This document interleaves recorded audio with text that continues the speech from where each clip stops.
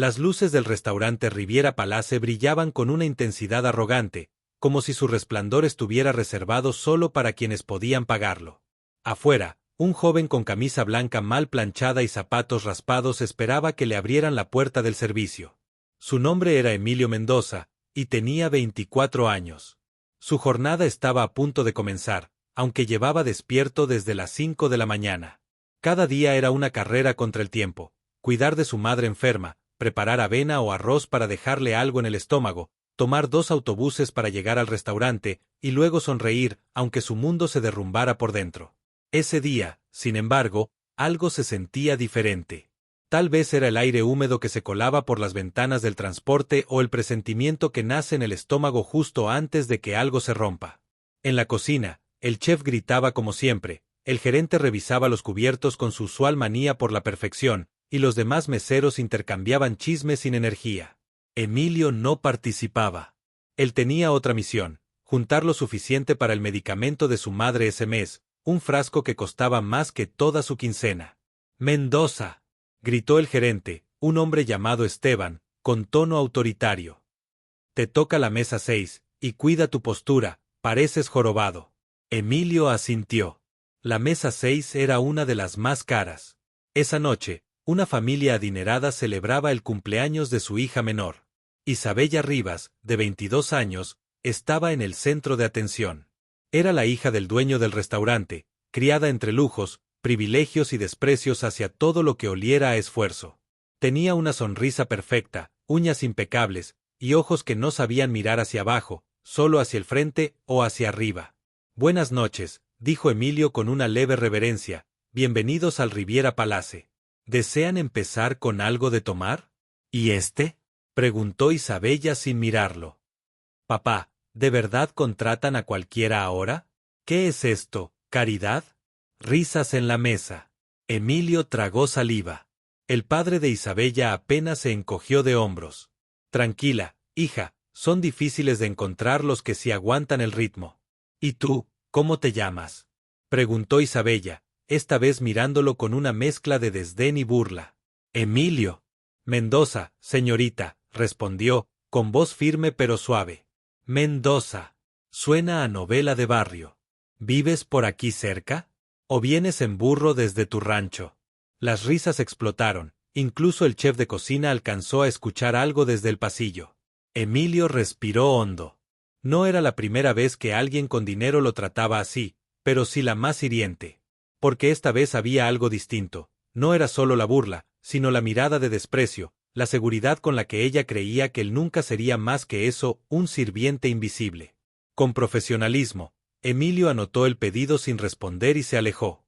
En la cocina, intentó concentrarse en los tiempos de cocción, en el orden de las mesas, pero algo hervía dentro de él, algo más fuerte que la rabia, el orgullo herido. La cena siguió, y con cada copa de vino, Isabella se volvía más cruel. Derramó intencionalmente agua sobre el pantalón de Emilio y luego le gritó por torpe. Tomó su charola cuando pasó cerca y la tiró al suelo con una risa maliciosa. «Ups. Creo que no sabes ni caminar», dijo, riendo junto a sus amigas. Emilio recogió los cubiertos mientras todos miraban. El gerente no dijo nada. Nadie lo defendió. Y eso dolía más que el golpe de la vergüenza, el silencio cómplice de los demás. Esa noche, cuando terminó su turno, se fue sin cambiarse el uniforme. Caminó con pasos lentos, las manos temblorosas, y los ojos fijos en el pavimento.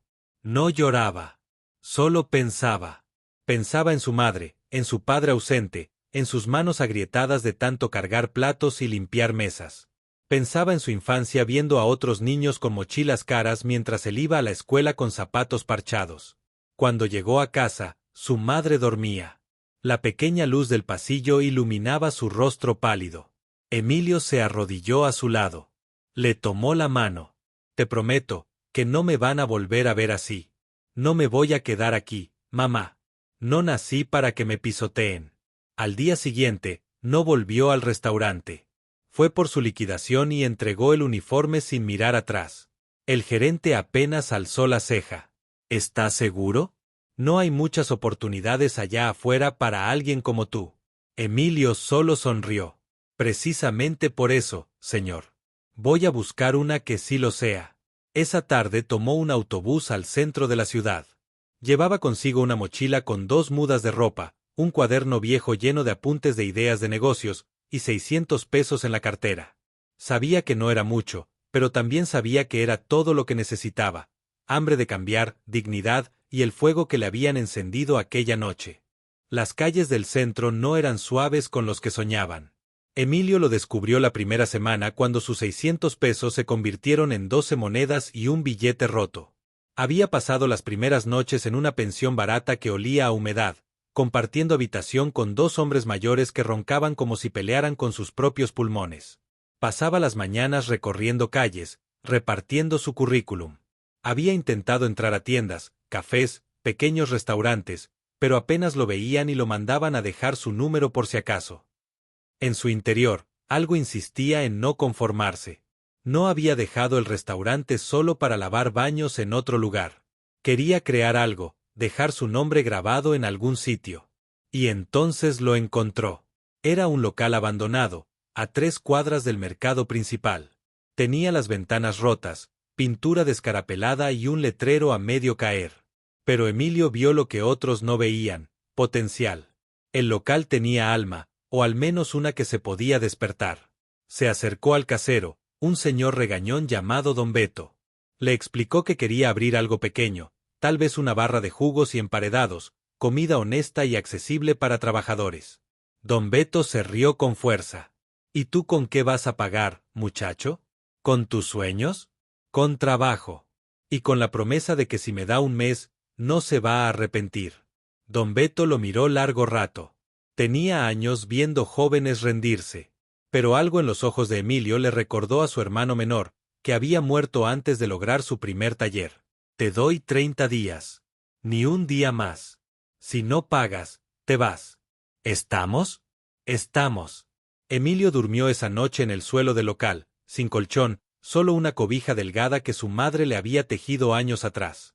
Usó sus últimas monedas para comprar una escoba, cloro y una cubeta. Limpiar el lugar fue su primer acto de fe. Con cada baldosa que fregaba, sentía que lavaba también la mugre de sus fracasos. Los días siguientes, vendió su celular para comprar lo mínimo: una licuadora usada, una plancha de cocina de segunda mano y 3 sillas de plástico. Hizo volantes a mano, uno por uno, escribiendo: Desayunos Mendoza, honestidad en cada bocado.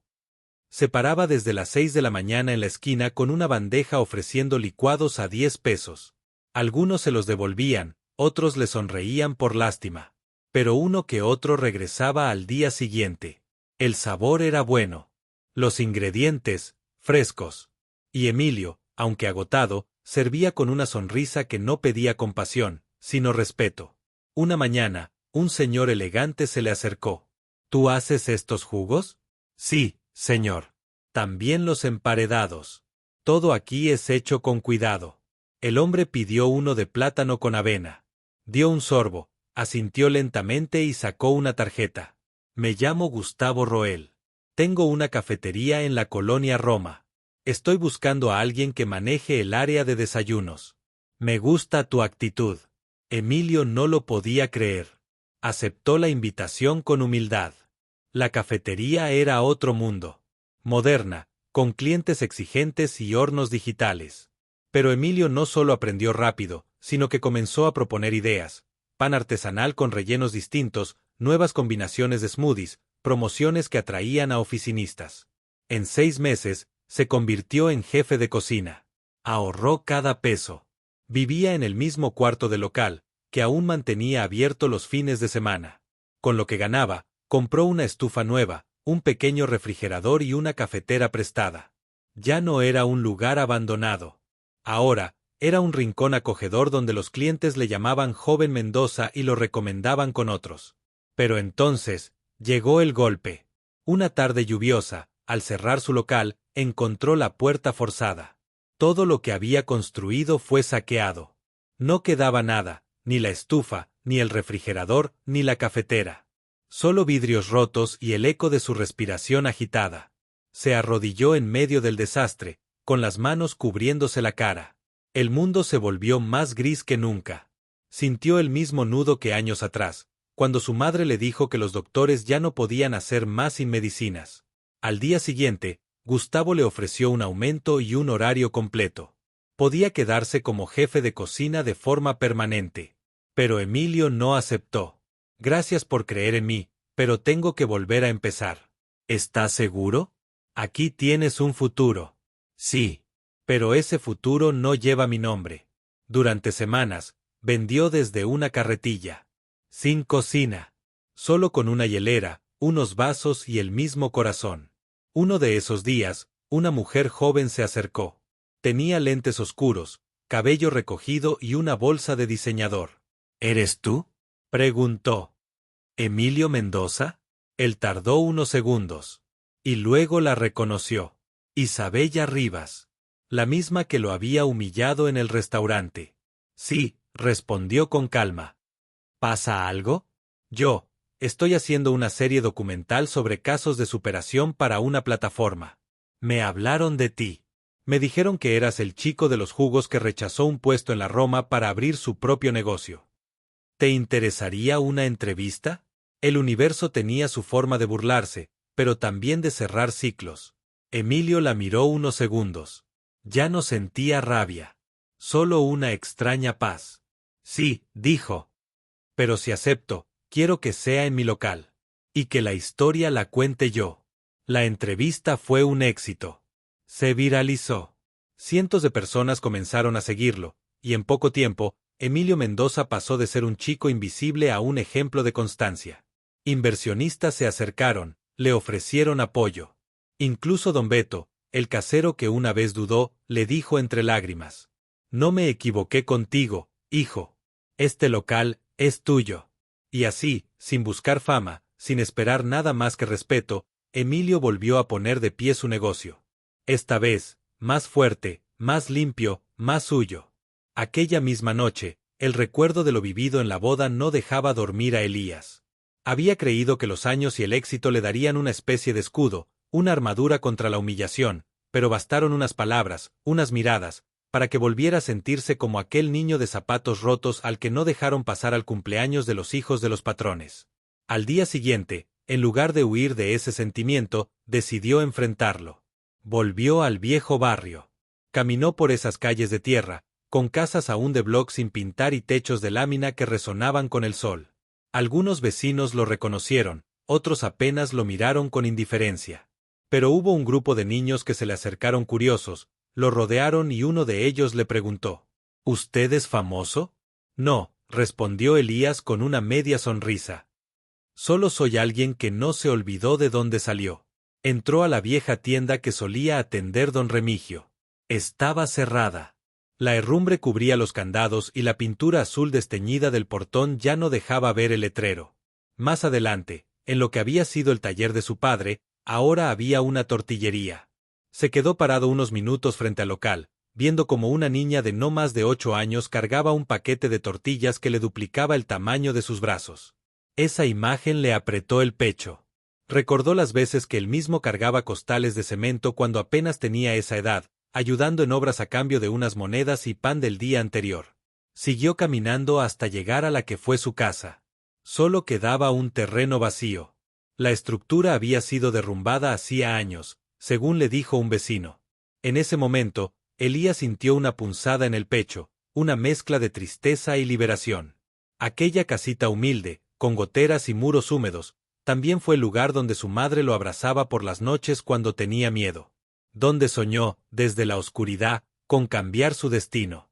Por la noche, ya en su departamento en la ciudad, recibió un mensaje de voz de Lucía. Estaba llorando. Elías, lo siento. No fue mi intención. Sé que ha pasado mucho tiempo, pero aún me duele que me hayas dejado así. Pensé que te habías olvidado de mí, y verte regresar tan distinto, tan inalcanzable, me revivió todo. No quería decir esas cosas en la boda. Pero me dolió que nunca volviste, que nunca me diste una explicación. Él escuchó el audio en silencio. Sintió un nudo en la garganta, porque sabía que había huido. No porque no la quisiera, sino porque se sintió demasiado pequeño para quedarse cuando no tenía nada que ofrecer. Al día siguiente, decidió escribirle: Lucía, fui cobarde. Me fui sin decir nada porque creí que el amor no podía sostenerse solo con caricias. No tenía futuro, ni siquiera zapatos decentes.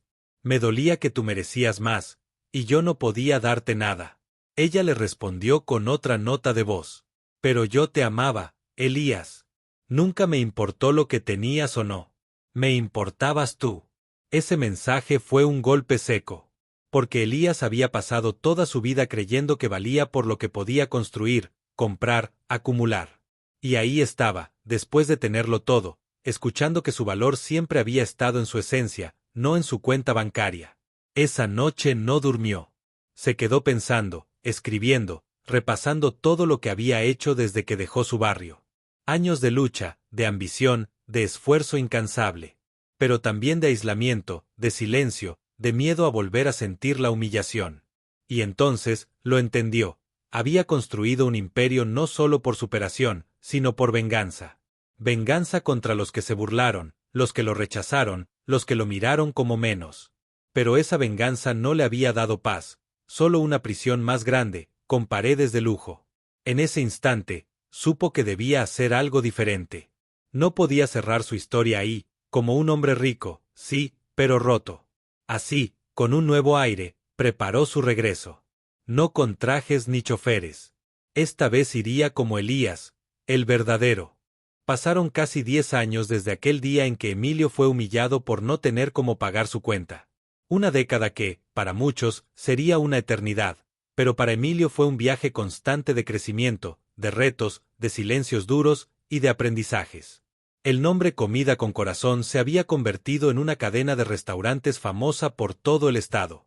No era el lugar con chefs de renombre ni recetas de alta cocina, pero tenía algo que ningún otro sitio ofrecía: humanidad. En cada local, los meseros saludaban como si te conocieran de toda la vida, los cocineros preparaban los platillos como si fuera la última cena, y Emilio, aunque ya no estaba en la cocina todos los días, seguía recorriendo cada sucursal, hablando con sus empleados, escuchando sus historias, dándoles la mano que a él, en su momento, nadie le dio. Ya no usaba camisas rotas ni zapatos gastados. Vestía con elegancia, sin presumir. Siempre portaba un reloj sencillo, una libreta vieja con recetas de su madre, y una sonrisa firme, como si el mundo no pudiera ya tumbarlo. Un jueves por la tarde, recibió una llamada inesperada. «Emilio, soy Mariana», dijo una voz temblorosa. Su pecho se contrajo. Era la misma voz que hace años lo había aplastado con una risa cruel y una mirada de desprecio. Mariana, la hija del dueño del restaurante que lo echó, la chica que en su momento lo trató como si fuera invisible, la que no sabía quién era hasta hoy. «Hola», respondió Emilio con calma, conteniendo todo lo que su alma quería decir. «Mi papá falleció hace unos meses. El restaurante cerró. Lo vendieron casi por nada. Todo se vino abajo. Sé que estás triunfando. Supe de ti. Te reconocí en una entrevista. No sé por qué te llamo, pero algo dentro de ti necesitaba cerrar un ciclo», respondió él. «Lo entiendo. No me interesa tu dinero ni que me ayudes. Solo, tenía que pedirte perdón». Hubo silencio. «Te perdono», dijo Emilio. «No por ti, por mí. Porque no quiero cargar con rencores. El pasado ya no tiene poder sobre mí». Mariana sollozó al otro lado de la línea. Emilio no guardó resentimiento. Ella solo fue un personaje más en un sistema que durante años enseñó a muchos a mirar por encima del hombro. Él había elegido cambiar la historia. Un reencuentro inesperado. Semanas después, Emilio fue invitado a una conferencia sobre emprendimiento social. Al llegar al recinto, se sorprendió al ver que quien moderaba el evento era la misma mujer que había rechazado su currículum en aquel restaurante. La gerente, ahora retirada, que no recordaba su rostro, pero Emilio sí recordaba su actitud. La conferencia hablaba sobre oportunidades, inclusión y cómo los empresarios debían cambiar sus paradigmas. Cuando Emilio subió al escenario, la sala lo recibió con aplausos. Era un ejemplo claro de resiliencia y transformación. «Buenos días», dijo al micrófono. «Vengo a contarles una historia. No la de mi éxito, sino la de mis fracasos. La historia de cómo una humillación me enseñó más que cualquier universidad. De cómo ser pobre fue mi mejor capital. Porque cuando no tienes nada, solo te queda una cosa: voluntad. Contó su historia sin rabia. Narró cada detalle con honestidad, incluso los más dolorosos.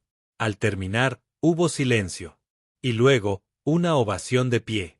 La gerente lo miraba con los ojos húmedos. Se acercó al final, con torpeza, y solo le dijo: «Perdón por no haberte visto». Emilio le estrechó la mano. Ya no era el joven necesitado. Era un hombre completo. La compra que no fue venganza. Tiempo después, le ofrecieron comprar el viejo restaurante donde había sido humillado. El local estaba en ruinas, olvidado, con paredes agrietadas y ventanas rotas. Los vecinos lo llamaban la sombra de lo que fue. Emilio aceptó, pero no para restaurarlo como restaurante. Mandó derribar las paredes y construyó ahí un comedor comunitario. Un espacio donde las personas sin hogar pudieran comer caliente, bañarse, dormir y escuchar una palabra de aliento. Puso una placa de metal en la entrada que decía: «Aquí se apagó mi dignidad, pero renació mi propósito». La inauguración fue emotiva. Asistieron medios de comunicación, antiguos vecinos, ex-empleados del restaurante original, incluso ex-clientes que alguna vez lo vieron barrer las calles. Un niño se le acercó, sucio y con los zapatos rotos, igual que él en su juventud. «¿Usted es el dueño?», preguntó. «Sí, ¿por qué?». «Porque quiero ser como usted». Emilio se agachó, le puso una mano en el hombro y le dijo: «Tú vas a ser mejor». Reflexión del narrador. A veces la vida nos arrastra hasta el suelo para enseñarnos a mirar con otros ojos. Emilio no buscó venganza, porque entendió que la verdadera victoria no es devolver el golpe, sino romper el ciclo. Muchos lo humillaron por ser pobre, sin saber que la pobreza no se mide en ropa vieja ni en zapatos rotos, sino en la falta de empatía, de humildad, de humanidad. Y muchos que se sentían ricos, hoy no tienen ni la sombra de lo que él construyó con dolor, pero también con amor. Lo humillaron por pobre, y regresó como el dueño de todo. Pero no por los restaurantes, ni por el dinero, ni por el prestigio. Volvió como el dueño de su historia, de su vida, de su dignidad. Y eso vale más que cualquier fortuna. Preguntar a ChatGPT. Claqueta, si esta historia te tocó el corazón, te invito a que apoyes este canal suscribiéndote, dejando un like y compartiéndola con alguien que necesite recordarlo. La humildad y la perseverancia siempre vencen. Tu apoyo nos ayuda a seguir creando historias que inspiran, conmueven y nos hacen reflexionar. Gracias por estar aquí. Persona levantando ambas manos en señal de celebración, corazón rojo.